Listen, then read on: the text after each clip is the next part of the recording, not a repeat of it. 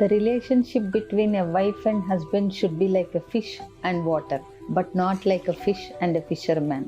ఇది మనం ఒక డైలాగ్ కూడా విన్నాం. మనం పెళ్ళి అనే ఒక బంధంలో భార్యాభర్తల మధ్య సంబంధం అనేది నీళ్లు చేపలాగా ఉండాలి. అంటే చూడండి, నీళ్లల్లో ఉన్న చేప స్వేచ్ఛగా ఉంటుంది, సహజంగా ఉంటుంది.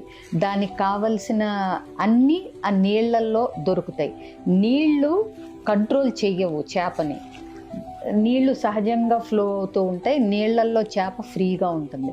సో ఒక పెళ్ళి అనే రిలేషన్షిప్లో కూడా ఆ సహజత్వం, ఆ స్వేచ్ఛ, ఆ నమ్మకం, ఆ భరోసా, నీళ్లల్లో ఉన్న చేపకి అస్సలు డౌటే ఉండదు, గిలగిలా కొట్టుకునే అవసరమే రాదు. కానీ అదే ఒక చేపలు పట్టేవాడి మధ్య రిలేషన్షిప్ వచ్చేసరికి ఎట్లా ఉంటుంది అంటే ఫుల్ ఆఫ్ కంట్రోల్, పవర్, నియంత్రణ, సొంతం చేసుకోవాలి, తాను చెప్పినట్టు వినాలి, ఈ రిలేషన్షిప్ ఉంటుంది. సో ఇక్కడ ఎక్కడన్నా ప్రేమ, ఆప్యాయత, నమ్మకం, భరోసా, కమిట్మెంట్ ఇవి ఉన్నాయా?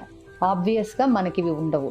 కాబట్టి ఎక్కడైనా సరే ప్రేమ అనేది సొంతం చేసుకోవటం, కంట్రోల్ చేయటంలో ఉండదండి, విశ్వసించటంలో, న్యాచురల్గా, ఫ్రీగా, స్వేచ్ఛలో, నమ్మకంలో ఉంటుందనేది గుర్తుపెట్టుకుంటే కపుల్ ఇద్దరి మధ్య బంధం అనేది చాలా గట్టిగా ఉంటుందనేది గుర్తుంచుకోండి. Thank you.